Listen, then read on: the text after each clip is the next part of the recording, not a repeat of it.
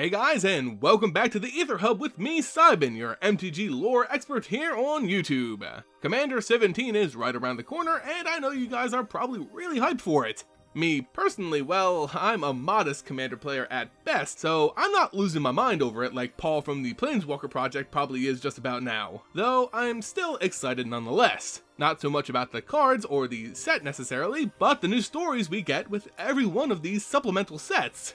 Commander, if anything, is a super flavorful format that Wizards of the Coast loves to tell stories through. Every new Commander set brings with it new legendaries and new lore for those legendaries, so now you can see why I'm so very excited. Commander 17 is going to be all about tribals, 4 tribals in particular: cats, vampires, wizards, and dragons. Certainly a unique assortment of tribes here, but all of which I'm looking forward to learning more about. We've already learned a little about one of the tribes through the Magic Story podcast, a little talk held by Blake, Ramusin, and Allison Lores. In this video, we'll break down what we know about the vampire tribe of Commander 17 and what we can look forward to seeing once it's released. As I said in the beginning of the video, vampires are one of the 4 tribes featured in the upcoming Commander 2017 set. Vampires, like many races found across the multiverse of MTG, can vary drastically from plane to plane, each evolving unique traits that help them survive in that specific environment. Yet, even with all these differences, vampires are defined classically by their need to feed off the blood of other living beings in order to continue their own survival. Pretty much all vampires are defined by this trait. Outside of sucking blood, a vampire from Innistrad can look wildly different than one from, say, Zendikar for example. Those of Innistrad are immortal, wear fancy clothes, and really love throwing parties. They're the flamboyant aristocrats of the MTG universe. While those of Zendikar are mortal and wild, with most of them having physical deformities thanks to their subjugation by the Eldrazi Titans. The moral of the story is you can't judge a vampire by its cover, but know well they'll probably still try to kill you. It's important to know the differences between the various vampires of MTG because in Commander 2017, you'll get a small taste of each of them.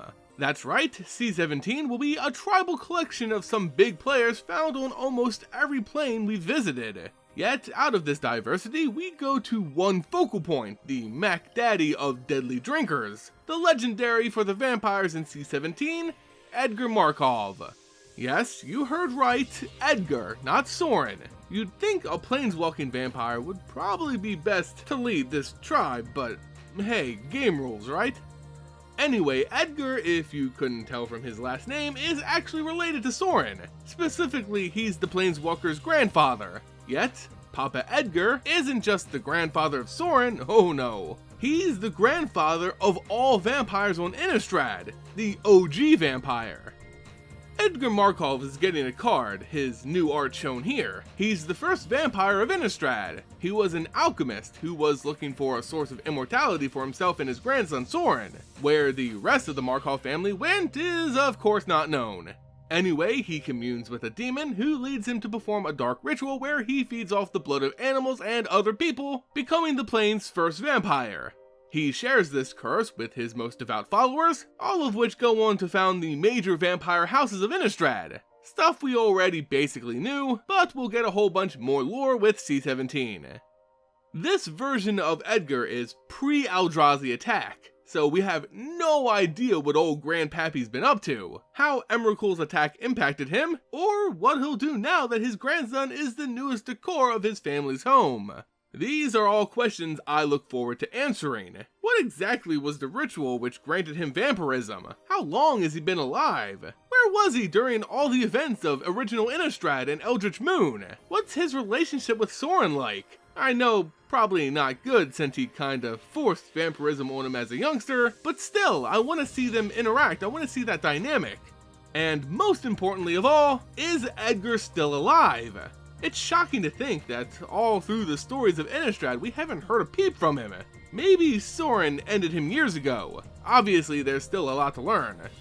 While it's easy to get lost in the hype, let's not forget some other notable legendaries who may make an appearance. We already talked ad nauseum about Edgar Markov, Sorin's grandfather, producer of all vampires on Innistrad, But on Dominaria, a plane we're likely to return to, Sengir vampires are all descendant from Baron Sengir, and apparently they're looking really bad now, like disgusting and monstrous. So we may see that when we actually return to that plane.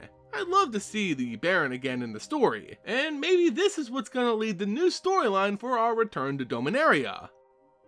Anyway guys, that's what we know about the vampires featured in Commander 17, for now. As we learn more, of course you can turn to the Aether Hub for all of your lore needs. But right now, it's time to speculate. What kind of vampire tribal cards do you think we'll see in C17? And what story do you think we'll see with Edgar Markov? Leave your thoughts in the comment section below. Of course, you can also allow us to feed on your lifeblood by liking, sharing, and subscribing to the channel. As always, thank you all so much for watching, and I'll see you next time here on the Aether Hub.